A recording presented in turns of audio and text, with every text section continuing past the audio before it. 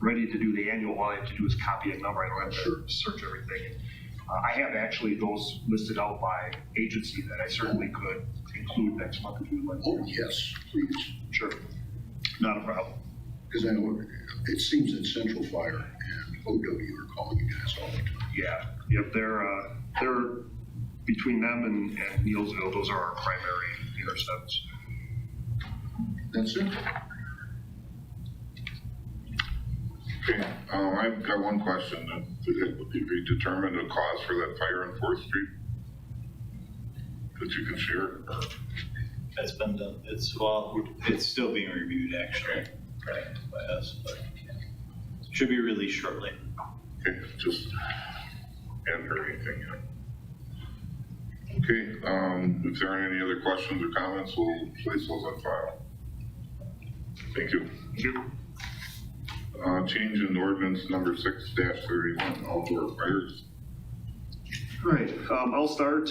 So recently there have been some issues and discussions surrounding outdoor fires, primarily camping fires in backyards and in city parks and stuff like that.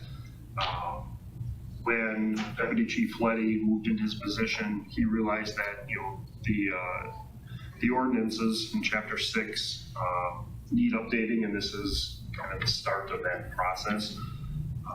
He has been working on this along with Dennis from PD and the city attorney, and I'm going to have him actually go over the changes because this is really his baby, and I think these changes will make it much more clear for everyone.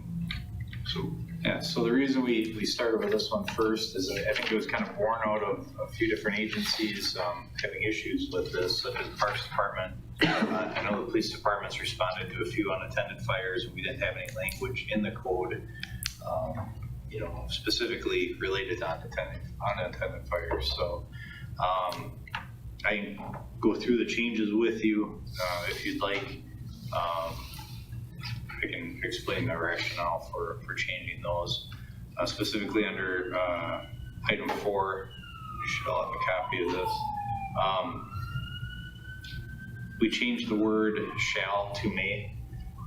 It's been pretty much standard operating procedure since I've been here that we don't necessarily make somebody put out a legal fire. If their fire pit is legal, it's not emitting a lot of smoke and it's not bothering neighbors. Smoke is going straight up in the air. We've typically allowed them to continue with the recreational fire. So we kind of changed language to what we have been doing for a long time. Just change that word from shall to may.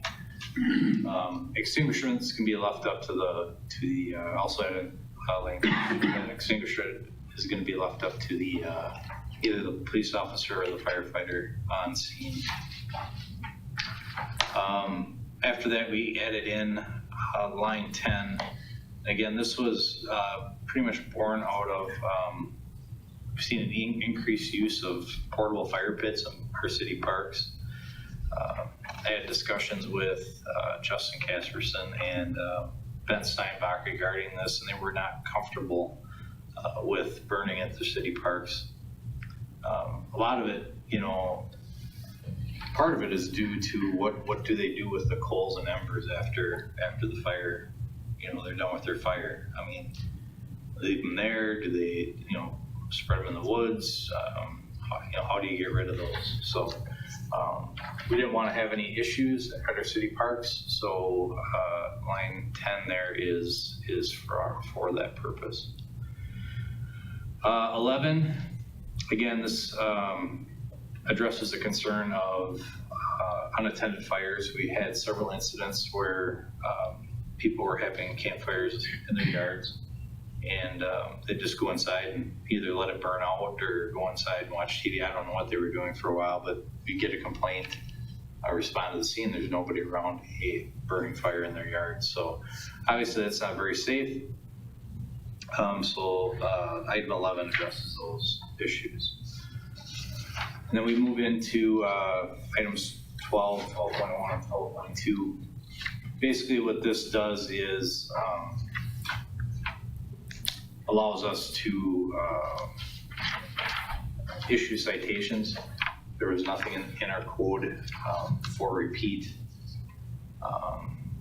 offenders, I guess, of this ordinance or anything like that. Basically, would show up, ask them to put out the fire, and you know, there are times where we get a call back from the neighbor who complained, and they're, you know, stating they're burning again. So this actually just gives this ordinance means of stopping, you know, illegal fires, such as illegal fire pit or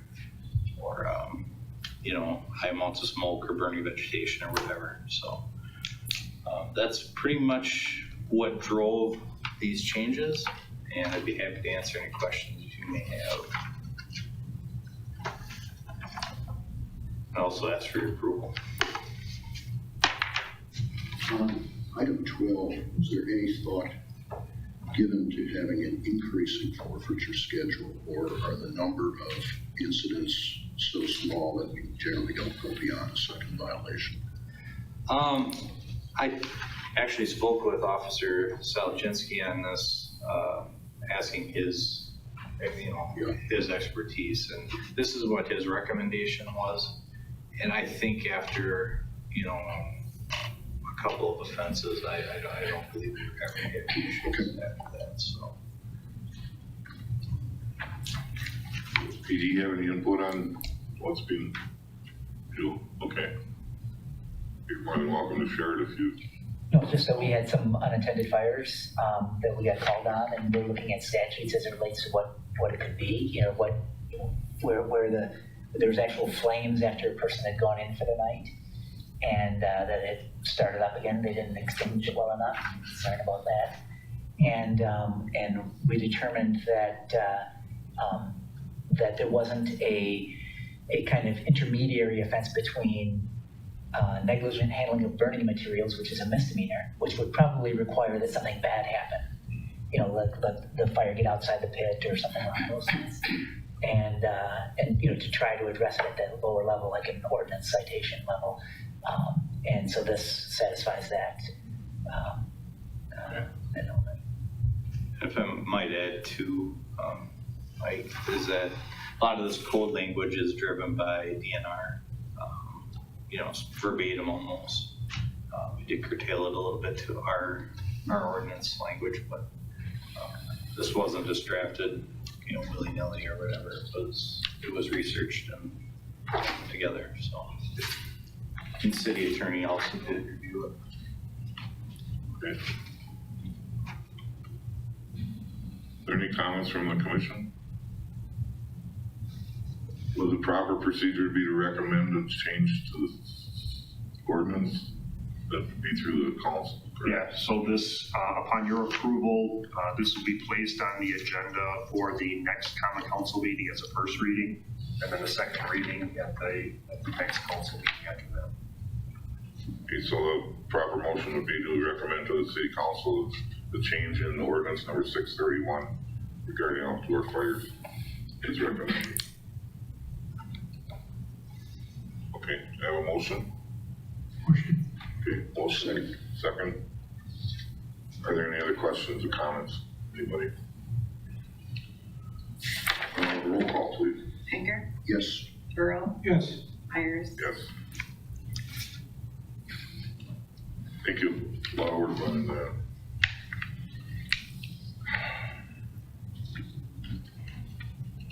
Let us know if you get somebody that's got like 8 or 9. Have to make it a felony. These are the open, like on the ground kind of wood fires that, as it says outside of, for anybody that's watching, outside of a manufactured fire, even those fire pits, I suppose. Can't imagine.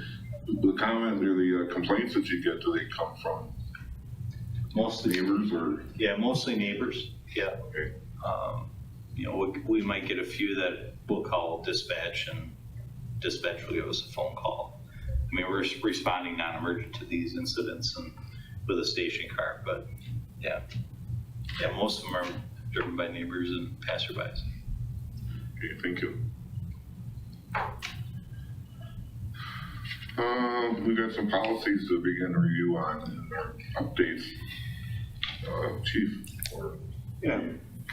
So last month, we discussed the, kind of the procedure and way that we're going to bring new policies, the updated policies to this body for, excuse me, review and approval. This month we have 5 policies: organizational structure, department directives, liability, electronic, and administrative communications. One of the things that we found as we started updating some of these policies, such as 200 organizational structure, is a lot of the content that we currently have is spread out through several different policies. And so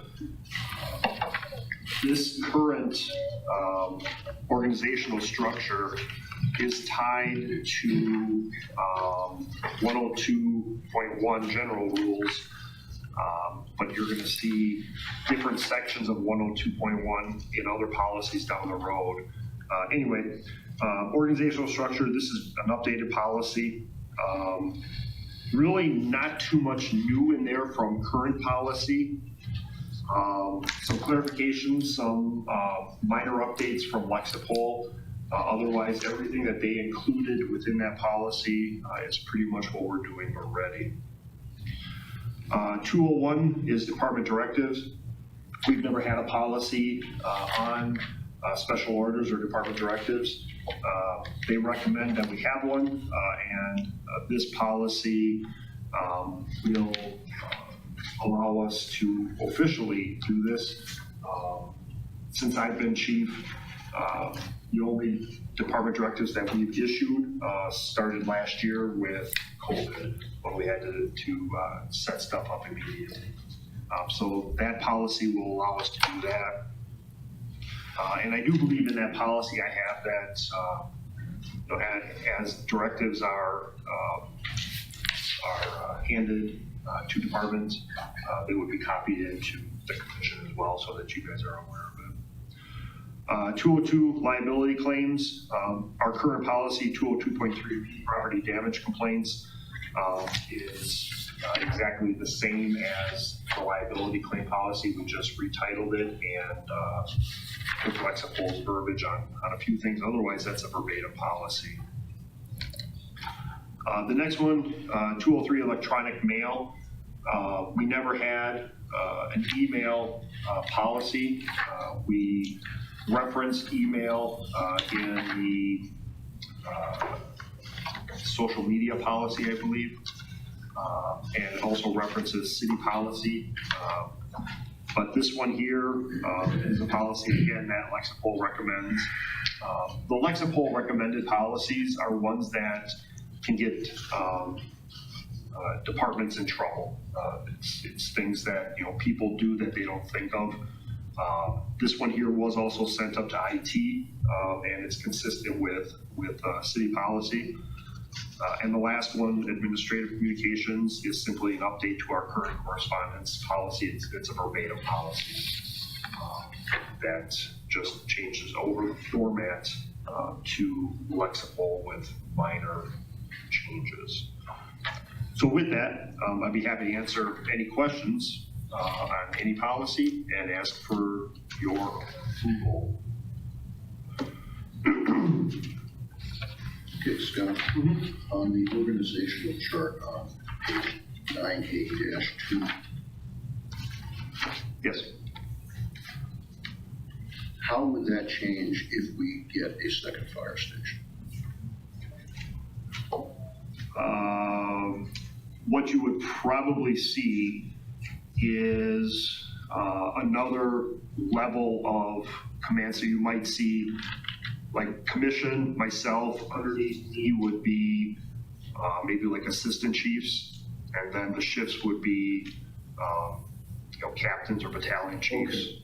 So yeah, we would be able to spread out the administration portion a little bit more. Okay, and then My understanding is correct, if we had a second station, you would not need a chief position at that station. Correct. Yeah, the captains can take care of it. Okay. Yep. Then,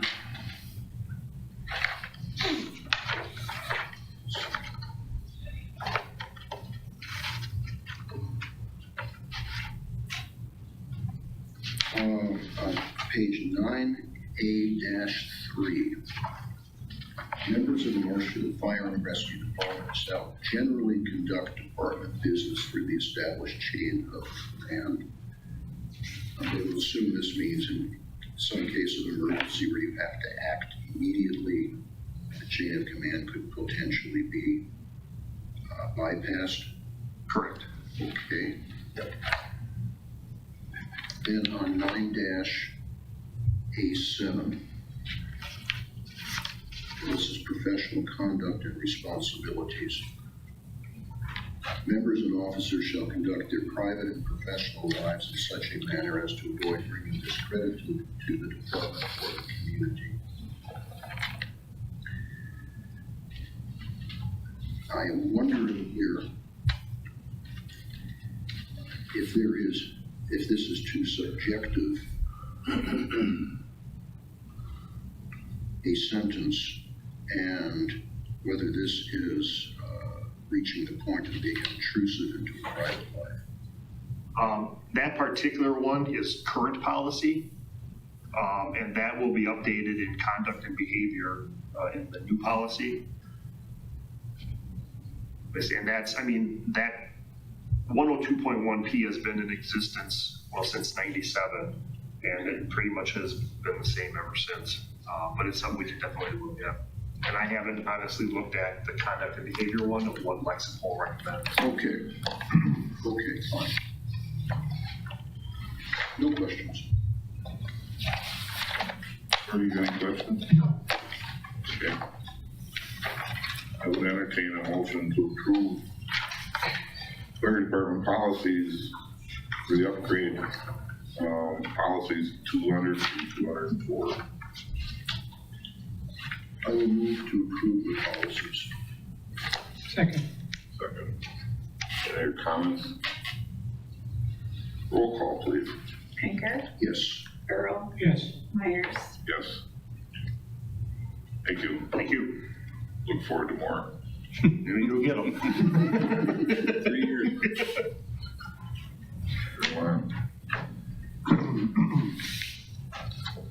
Item 10 is the hiring of firefighter paramedic for deployed firefighter. Chief? Yeah, so similar to the request that we made in November of 2018, firefighter paramedic Anthony Halloran is being activated for military training. That training is slated to last 2 years. So with that, we're asking to refill his position so that we're not running short while he's gone. It's anticipated that there will be retirements within the next couple of years. And as I put in the memo, that we would work with HR in the event that that's not the case, we're +1, we'll work with HR to figure out the plan on how to bring us back to the 39 FTE. So with that, I'd be happy to answer any questions and ask for your approval to begin the process, because we'll have to start with interviews and everything else again, because we have nobody left on our list. Any questions? Entertain a motion. I have a question. In other words, you have no candidates at this point in time. We have no candidates right now that are paramedic. It's kind of scary. It is, actually, I talked with our consortium coordinator over at CBTC yesterday. I went on the CBTC website to see how many candidates we have, because we have a year-round process with them as well, and we have 0 candidates on our list. Fox Valley, we have a few more. So right now, I've been in touch with 6 individuals, 3 of which are interested in interviewing. So we've got a few, and provided school stays in session all year, we're hoping to start our school to work program with Tech College at the high schools to try and gain interest by students in fire service. How often do these schools graduate? Are these annual courses or Yeah, is it a one-year thing? So typically, what we look at is associate degree, so a 2-year program. However, we've adjusted that to accept college credits and instead of a degree. Talking with Jeff yesterday at CVTC, they have like 67 people in their summer EMT class, and he inquired how many of those 67 are interested in full-time fire service, and 3 said maybe. A lot of them are using it for college credit. They're using it as a stepping stone to nursing, or some are going pre-med, some just want to do it for volunteer. So he was kind of dumbfounded as to why they're not. They had one individual in their Fire One class who had just started Fire One and talked with, this kid talked with Jeff, and Jeff asked him, what do you want to do with this degree? He said, I want to get full-time fire. Jeff called the chief over at Chippewa, because that's where this kid wanted to work. Went in for an interview just as EMT and just started Fire One, and they hired him on the spot because there's no candidates. So, and we're not the only one in the boat. I know, Point, Rapids, Wausau, Merrill, we're all fighting for the same candidates, unfortunately. We're really hoping that this school will work, even if we have to make some modifications to the way we hire, as far as EMT or paramedic or whatever. We're hoping that this helps. Thank you.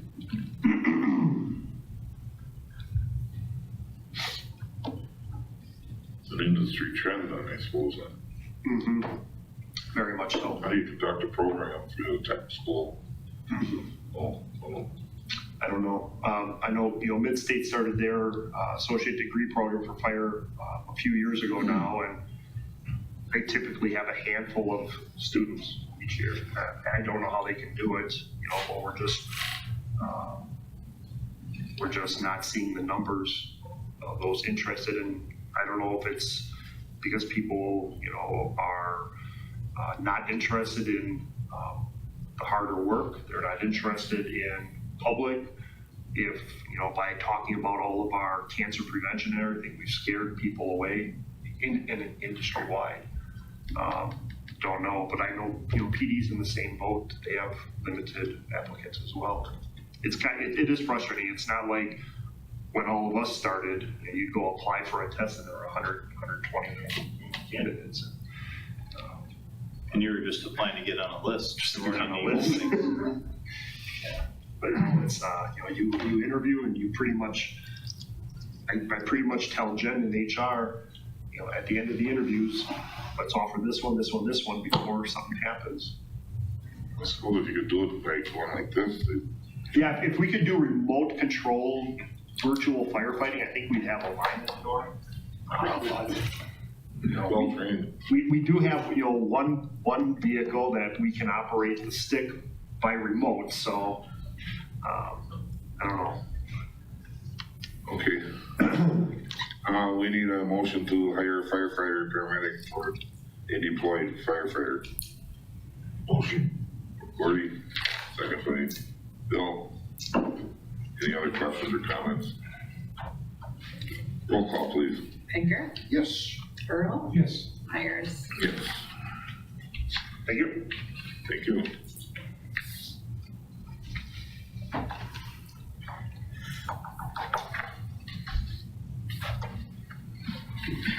Police department here, oh yeah. Yeah, they're here somewhere today. Police department activities. Chief. All right, another typical round of trainings as those get ramped up in person, so people are happy to get back to those. It's very valuable for us. Typical gamut of meetings as well, so nothing really stuck out as far as that goes. Quick COVID update. I do agree with Chief Owen there. My plan would be to follow suit with the city because I do believe in consistency across the departments as far as any type of directive that might come down from City Administrator Barg. We have resumed ride-alongs. We've not currently done any tours to this point. We haven't had any requests for those. Most of the tours typically come in the spring when it comes to the schools.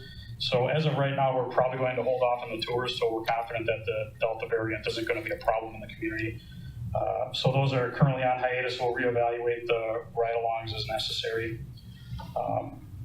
But with that, that's all I have. I'd be happy to answer any questions and we'll look to have them placed on file. As far as, training that's being offered to members of the department, did that slack off a little bit because of COVID, or so it's ramping back up again? Yeah, absolutely. And I would say the vast bulk of training last year was virtual. There was very little in person. And I know we kind of touched on some of these things, the value of in-person training as it relates to, we just had an officer go get certified in EVOC, which is Emergency Vehicles Operations course. We had 1 to 10 firearms training. A lot of the networking, the things that comes from those interpersonal conversations really can't be beat. So it is a higher quality of training. With that being said, I think you're going to see some training moving forward that's going to stay virtual because we've come across some really good training groups that have offered some excellent online training that I've actually gone through myself. So I think you're going to see somewhere in between, but there's never going to be a substitute for some of the in-person training. Any questions on the police department activities? Then we will receive those and place them on file. Thank you, Chief.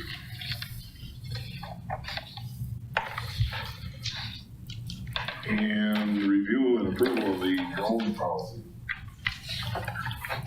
All right, you have in your packets the suggested unmanned aerial system drone operations policy.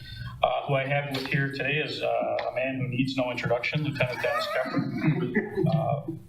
Basically, his role is he headed up the drone team, and our team consists of, I believe, 4 officers now. You might have to correct me on that we have certified as drone pilots. So that was very important to us, that anybody who was going to fly these things was certified. But what I'm really going to do is turn this particular policy over to Dennis to talk about and answer any questions on it. So a lot of the discussion that we had as a group and with the district attorney and city attorney as it relates to this, and hopefully consistent with your review too, has to do with the main areas of concern or thought should be given to the privacy issues and providing this service and using this tool in a manner that allows us to do our jobs effectively and efficiently, but then also respects the privacy interests of the community too. And so there's lots of references to, not lots of, but a few references to areas where people have reasonable expectations of privacy and keying in on protecting those. But I would be interested in hearing any questions or thoughts that you guys have as it relates to that from an outsider's perspective in looking at this. I have a question. Do you fly this drone when there's a problem with something, or do you just fly it around the community to see what's going on? Because I've got one that comes over my house about every other night, and I don't know what it's all about. We've heard about that one over on the west side. Yeah. And the thought that you're having there too speaks to kind of the community concern as to them. It seems like an unknown, right? And what's this person looking at? Because you can't see from the ground where the camera is necessarily pointed or whatever, and whether or not they're intruding on an area that would be a reasonable expectation of privacy for you. That's a private person's drone. Okay.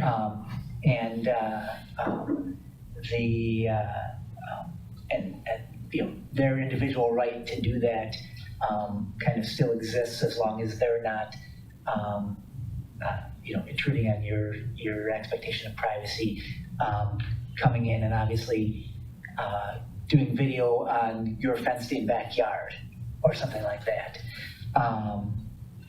And it's very challenging to differentiate kind of that. So we have one of our prohibited uses, 606-6, is that it's prohibited to conduct random surveillance of private property where reasonable expectation of privacy exists.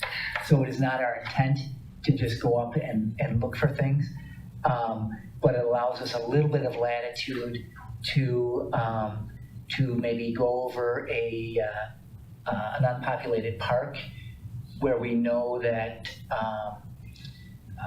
maybe drug transactions are going on or things like that, to see if something is happening there. Does that make sense? Sure. That's what I thought this might be. Yeah. No, You tell me it's a private individual. no, it's not. It's not us. There are several private ones that we'll get calls on from time to time. Okay, And it's tough to not acknowledge that concern, Mhm. and hopefully that's reflected in here. Yeah, the vision of this was never to substitute a set of patrol eyes. okay. To just generally patrol the community with it, that was never the vision or intent of this. Thank you. Yeah, so the primary purposes are up a little bit above that. Search and rescue type things. Locate someone that's on the run if in areas where they wouldn't have a reasonable expectation of privacy, and then to use it to prevent us from going into a dangerous situation where we could, kind of similar to the canine that allows us to probe certain situations, whatever, we may be able to do that with a drone also, so that a human being doesn't have to put themselves in a dangerous situation. Makes sense. What are the limitations for daytime, nighttime? The nighttime, we've got 3 different drones, and the nighttime requires, one that the operator's been trained in nighttime operation. Then only one of our drones is okay to use at night because it has a light on it, and it needs to be able to be seen by other aircraft for, I think it's 3 miles, and that light does. So that exists. Visibility obviously is better during the day, but that one drone also has thermal capabilities, which is also a privacy type issue too, or can be a privacy type issue too, that we hopefully balanced in this. But we've got 2 smaller drones that are a little bit more maneuverable and can be better suited to daytime operation than too. Like I mentioned, I think I had a conversation with one of the officers who was involved with the exercise where they were inside a school building or a building, and they were actually flying these things down the hallways and hovering above who was a victim or a culprit. Interesting. Yeah, so that situation would be, I hate to get morbid at a meeting, but if there's a single person in a house and a gunshot, and we don't know if that person is suicidal or homicidal or both, or having a drone go into a building to assess that situation so that an officer can maintain a degree of safety is something that we've practiced at recent trainings.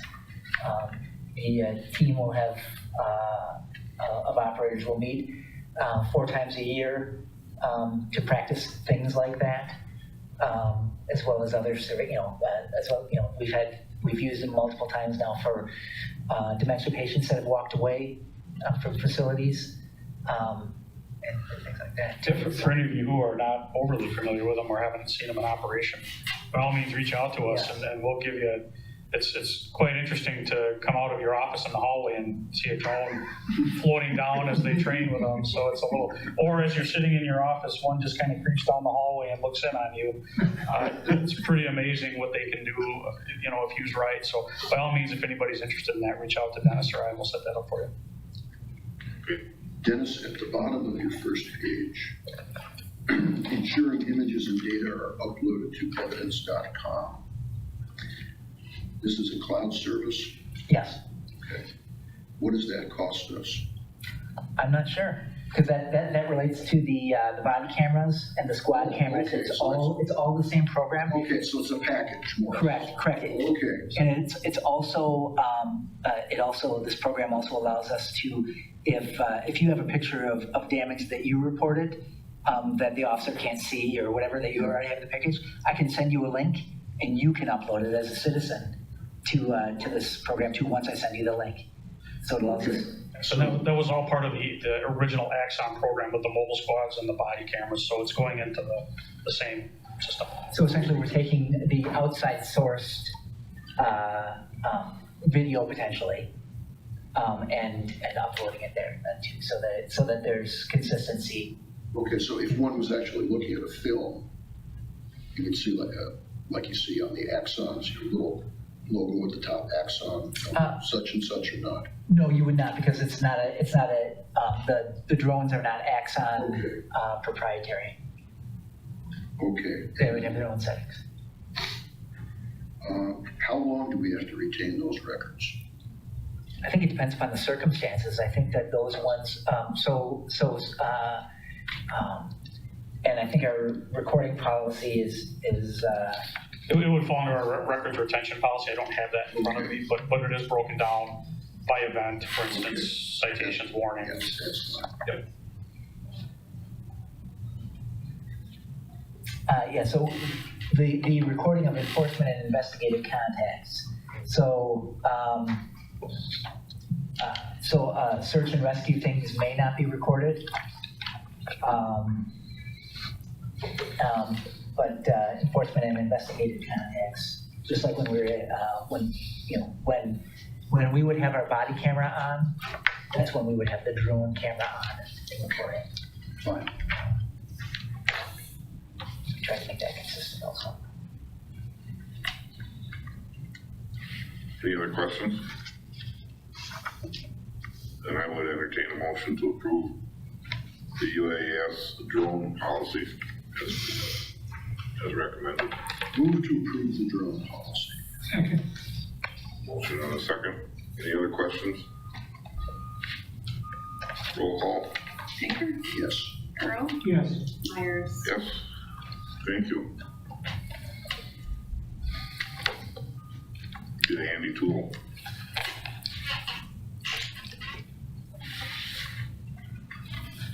Let me take you up on the demonstration sometime. I appreciate that. I just followed that we've extended some thanks, but most of those drones came from community donations from last year. So just another shout out to the community for allowing us to get those. I can understand why I was driving down the freeway one time down on the way to Madison. There was a trailer ahead of me. It was a sheriff's department drone unit. It was It needed to be trailered. You're a step up from us. Yeah, we'll get there. big trailer for, I pictured a drone, but I've seen what some of them that they have that was his name, Nick, has got that are just this big, coming a big, yeah, so cool. That kind of technology, it's very, very helpful for us. Thank you, Ken. We have an addendum to our agenda, and that's the discussion regarding the need for services for special events and compensation for the same. Specifically, this comes about because of a particular comment or question by the Central Wisconsin State Fair Association. Either one of the chiefs you've got have concerns about this and recommendations. We've been provided with the existing policies. Somebody want to take the lead on where we're at with, or where it came about and where we're headed? I think where it came about was just came up in conversation as far as cost saving measure or an option for a cost saving measure on the fair board's part. For example, could they contract out a private security company, which would negate them basically, repaying us for our overtime services that we've been putting on down there. So you could get that at a cheaper cost. My recommendation at that point is I throw out some suggestions to say, you know, there is a time and a place for private security, but they are going to be limited on what they can do for you. I really think that over the years, there's been a lot of pride taken in the fact that we have a very nice, safe fair in comparison to some others that I personally attended, and I said I would hate to lose that. But that being said, what I really wanted to make sure was there any type of liability incurred on the side of the department or the city if we didn't staff it to the extent that we had? Basically, if the fair says we would opt not to reimburse you for overtime, do we go back to a respond to calls as available or do walkthroughs as available, which I don't think anybody's overly comfortable with. But at the same time, I felt obligated to find an answer to that. So that question was then posed to City Attorney Wolfgram. He did render an opinion. Now the fire is going to be a bit different, as you'll hear. There's nothing in statute or ordinance that governs the amount of coverage that we put at an event. And we have charged for other events. So just kind of the final cap on that is we don't currently have a policy in Lexipol that deals with law enforcement chargebacks. But we did look and we found one from the old policy manual that was originally crafted in '98. And that one does deal specifically with law enforcement chargebacks. So I don't have the historical perspective on that. That would have come into play shortly after Joe Strike took the chief position. So when the Lexipol policy was imported, that policy was not anything that Lexipol addressed.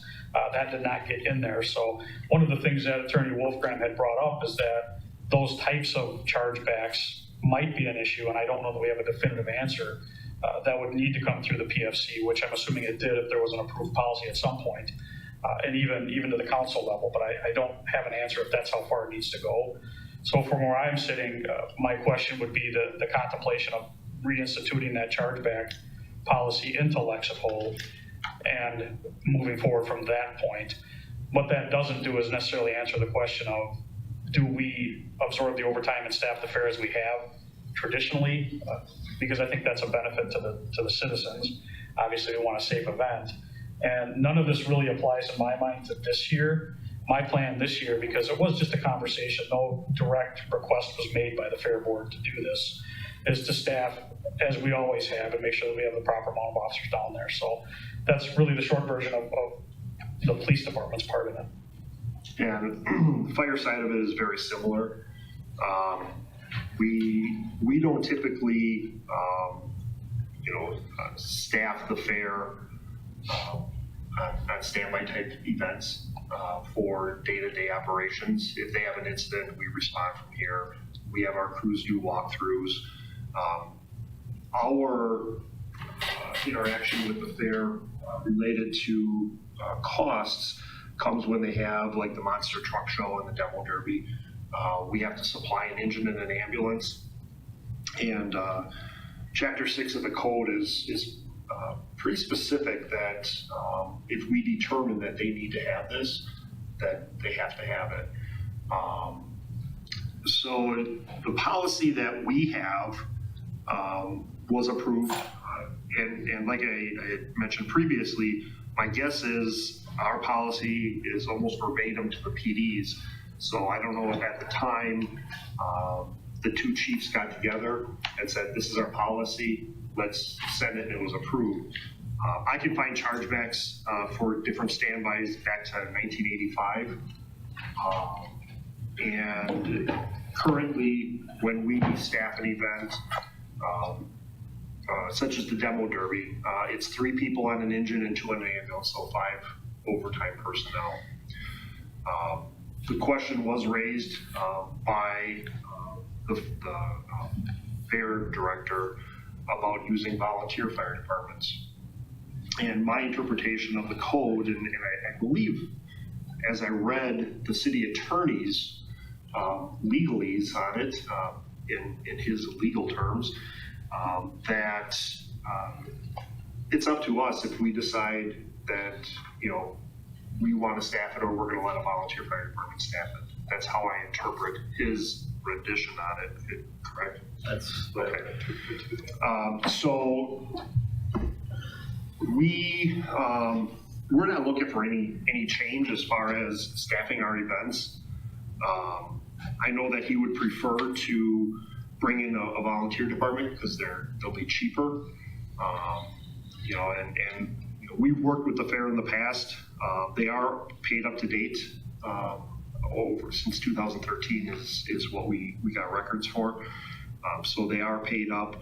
They don't necessarily pay right away. We're kind of the last players to get paid, which is fine. It all comes in eventually. And I know Dale's biggest concern this year is, and every year, is money, especially since there was no fair last year. Real revenues are down, so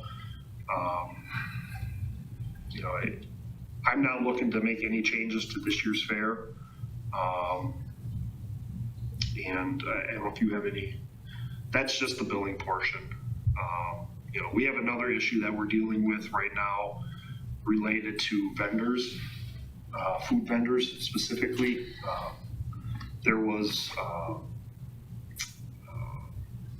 memo that was sent to the fair back late 2018 stating that they would have to have certain fire suppression systems in place in basically those food trucks by state statute.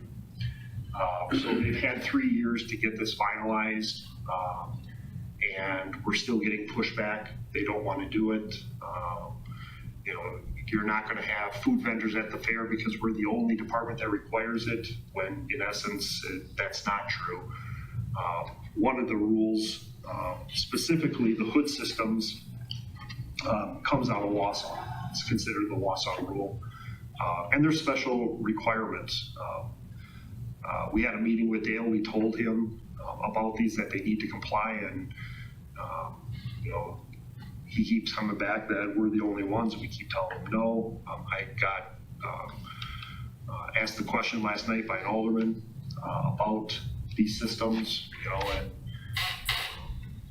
we're going to schedule a meeting with that alderman and Dale at the fair and further explain this. Pete is the expert on this. This is NFP 96 right here. This regulates all cooking equipment. So, and really it boils down to one line here in chapter 4, 4.1.9 specifically says cooking equipment used in fixed, mobile, or temporary concessions such as trucks, buses, trailers, pavilions, tents, or any form of roofed enclosure shall comply with the standard. What this standard says is that if you're cooking anything with grease-laden vapors or smoke, that you need a hood system and a fire suppression system. And again, we've been trying to slowly, historically we haven't enforced that at the fair. I think that opens us up to liability and other issues. And I don't think it's safe for our fair goers or the food vendors. So I've been slowly trying to introduce this for the past 2 years now. I've sent letters to Mackey, Main Street, Marshfield, to the fair board, you know, saying, hey, we're going to start this in 2020, January 2020. I was going to give them a year. COVID hit, realized it's a tough year. We're going to start it in 2021, January 2021. So I think we've given plenty of notice for these people to comply with the code. And I'm really struggling with the pushback because I think we've been more than fair with this. And I just want to see a safe fair. I think, again, if something happens, and I mentioned this to the fair director, that, you know, if something happens and somebody gets hurt, this is going to be investigated by the DCI up in Madison. They're going to come up, their investigation.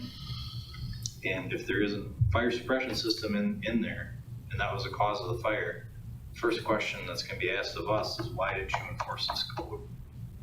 So I try not to be overbearing with this. It's just what it is. It's the code. But I really think we should be following it. The state statute, and Scott referred to this, the Wausau rule, does allow for some exceptions. It's SPS 314.5. And I think this, applies more to the fair type situation where, you know, if a food vendor meets all three of these conditions, the kitchen is less than 365 square feet in size, the kitchen is used fewer than 12 days in a calendar year for the purpose of cooking, and the owner or operator of the kitchen maintains a record demonstrating compliance with sub 2, retains the record with the kitchen, and makes the record available to the inspector upon request, that they don't need the hood and fire suppression system. So that's the Wausau rule in a nutshell. So if they meet all of those requirements laid out in SPS 314.5, then they don't need it.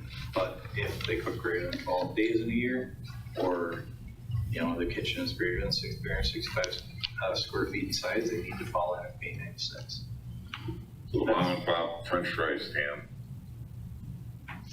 360 square feet is, They're fine if they cook less than 12 days in a calendar year, yes. And not under a tent. But if they're doing the entire fair circuit, they have to follow, they're supposed to follow NFPA 96. it's not specific to a particular community, it's in a given year. Yeah, so this directive is, we follow, you know, the code we use is driven by state statute, so that falls under this, and that's the code we're to enforce. And this question was posed to our state representative out of DSPS, and she basically said, no, you gotta follow the code. It's, you know, if there are agencies out there that aren't enforcing it, we have no control over that. You know, you look at other fairs that maybe have these issues, you know, you have to look at who was inspecting and, you know, and what they're doing. But for us, you know, we're attempting to follow the code as much as we can on everything. And I think that, you know, the decision for this year of enforcing this or not enforcing this year come down to this body about what you want. You know, our preference is to enforce it on the fire side. You know, and the alderman last night said, well, you know, enforce it, you'll have 3 vendors. You can't have a fair with 3 vendors. You know, we look at just like the police doing a safe event. Luckily, we haven't had an issue in the past. But, you know, I mean, 2 years ago we had, and again, discussions with the fair director. We had a high dive act that they set the diver on fire and he dove into the water. You can't have that. That's something that we don't allow. We told him. He told the performer that, and they totally ignored it. Did it a second time, and that's when we went down and said, no, absolutely not. And this is kind of the same thing. You know, we've told them over and over, but I know the alderman last night said he had never seen the letter, so I don't know if the fair board is not sending, or the fair office is not sending it out. I have to believe that Angie. Ashley was. Ashley did send it out previously, but I don't know, you know, where we're kind of sitting. But so that's part 2 of our issue. Part 1 being the billing. We plan on going status quo with what we're doing. So yeah, our problem is when we go down and do these inspections, we inspect all food vendors just prior to the fair opening. And I explained to Dale that, you know, our intent was to start enforcing this code. But I don't want to put our inspectors in the position of arguing with the food vendor, that we were gonna either red tag or green tag the vendor, and we report back to Dale, and it was Dale's responsibility to the fair. Which could potentially bring us into the fold if there's an argument between the fire department and the vendor. So it's all kind of cyclical, and I don't feel comfortable because I would anticipate a decent crowd. I think people are ready to get out unless something changes here in the next couple of weeks. But I remember years past, your private security serves a function. They're very similar to our auxiliary. They're an extra set of eyes and ears in our presence that might deter some things. But ultimately, unless they're going to escort a cooperative person off the grounds, that's about the extent of what type of action they can take. You really lose the value of a police officer down there if you start to reduce those numbers.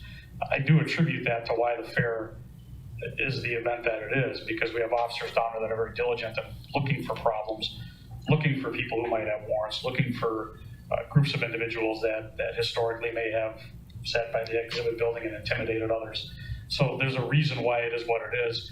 And I don't, my interactions with Dale were not negative. I mean, I think he was posing a question and I think it was constructive. What can I get? Is there a better way to do this? Can I do this if I want to? And then we countered with, here's what you could be looking at, here's what you might be losing.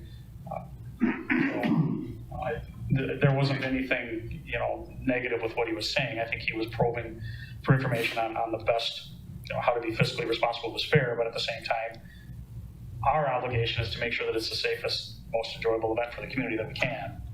So I would not feel comfortable running a shift of 6 and a CO, which would be a fully staffed shift on an evening of the fair without paying some semblance of overtime to make sure I had people available if something happened down there and then something happens out in the community that we also need to respond to.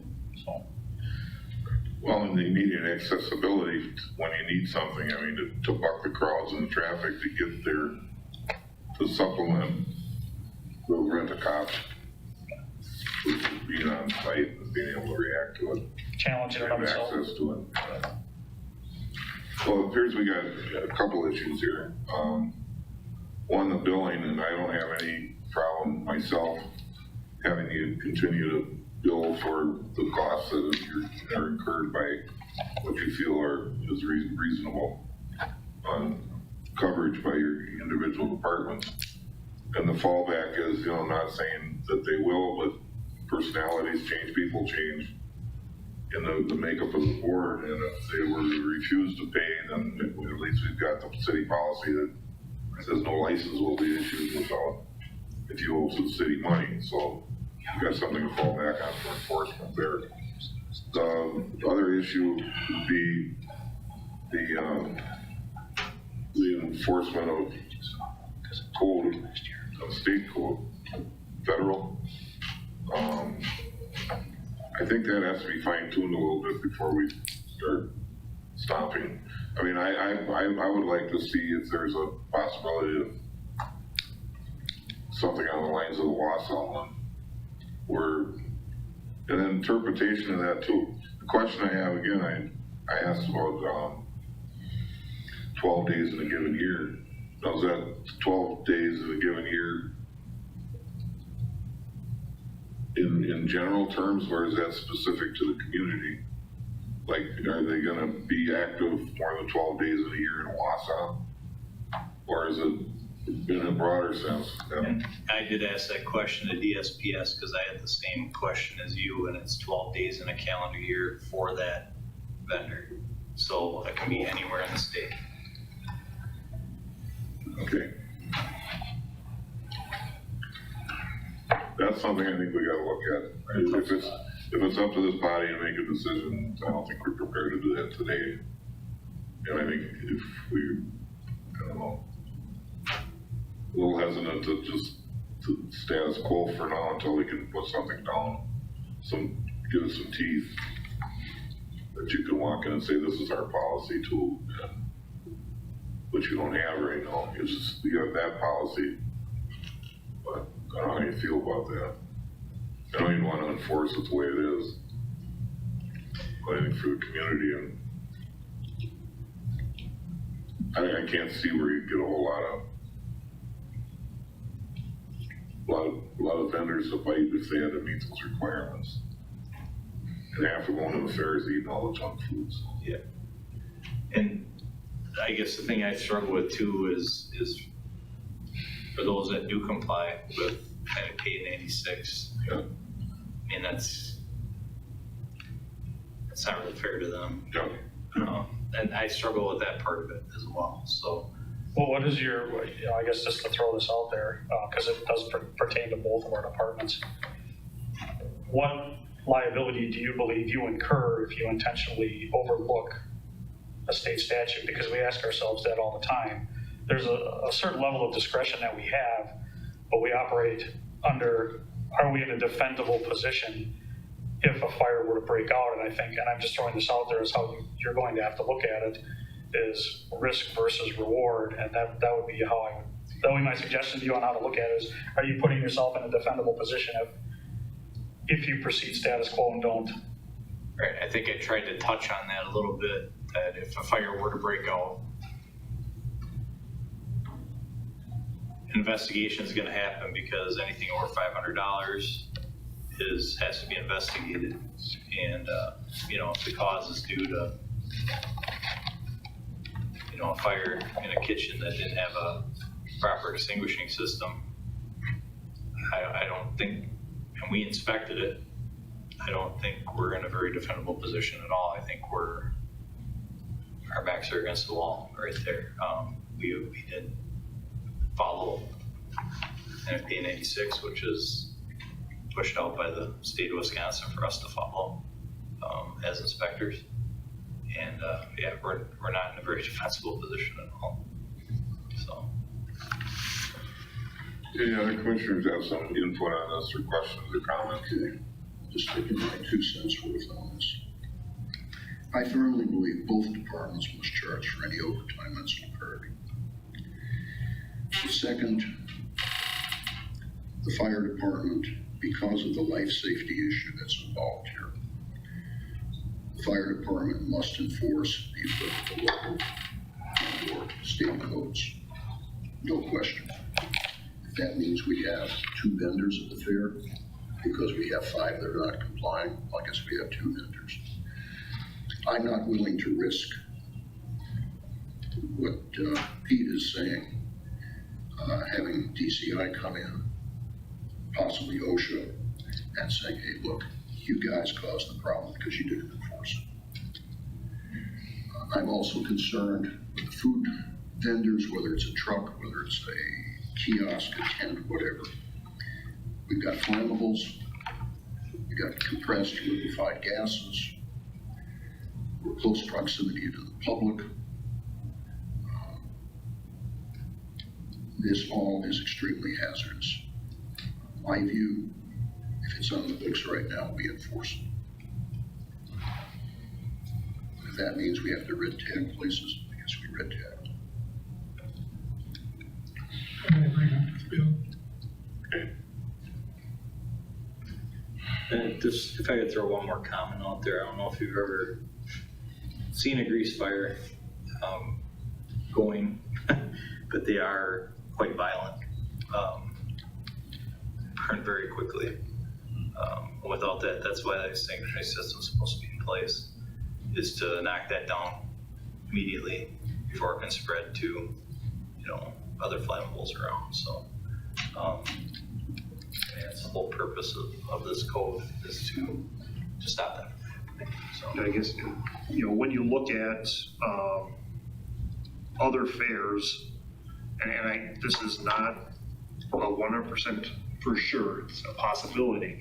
Those that don't enforce it, maybe they have their fire departments standing on site. They're always there. They house the engine. I know, like at the big state fair, the fire department is there, on site. EMS is there on site. Now, granted, you're getting thousands of people a day, but they can quickly mitigate something. We don't stand by there, and by the time we would be able to make our way through the crowds to get, we would easily have 2 or 3 food trucks, food vendors up in flames. With the potential, depending on which one, spreading to the grandstand or the round barn or whatever. So that may be a difference, and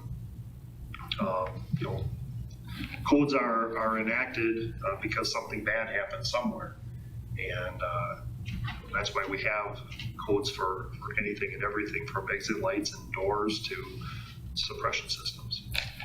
It's interesting that we brought up at this point. can't remember the date. It was either in June or July in the past. There was a service fire in I think it was in Hartford, Connecticut, or a service tent burned up. It's like 165 people or so died.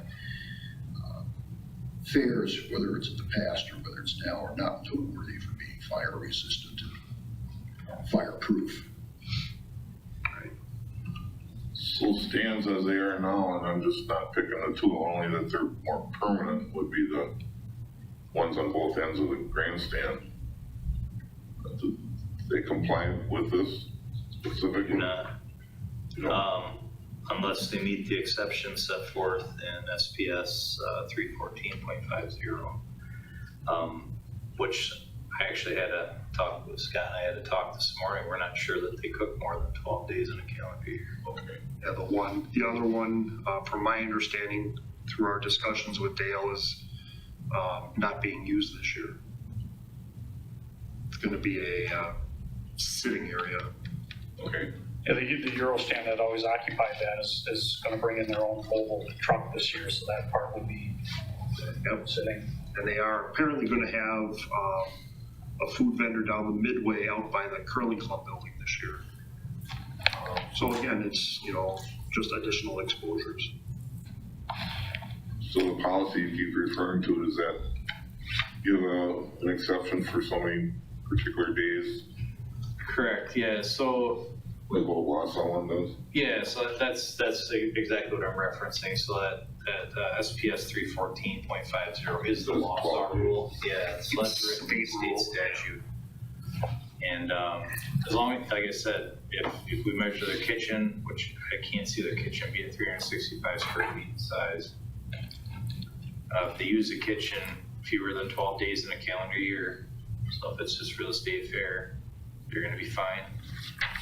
And as long as they provide us a record on our request of the days they're using the kitchen for cooking, they don't have to follow this policy or this standard. Well, it seems to be the consensus, at least, of the commission to enforce it.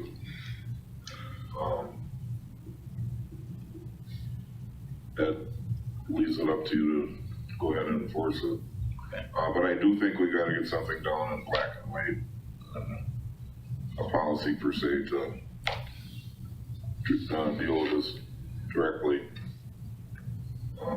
If it just says follow the guidelines or the regulations that you've quoted a couple times. So we have something that Ann and Dale or whoever's whatever vendor comes forward.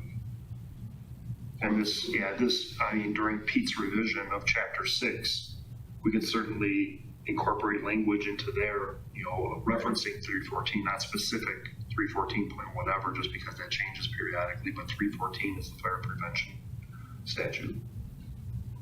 And Scott, again, when did you start discussing this with the fair? Late 18, it was after the fair in 18. I wanna say, I sent the initial letter in December of 2018 stating that they had a year to assure that all food vendors complied with this standard.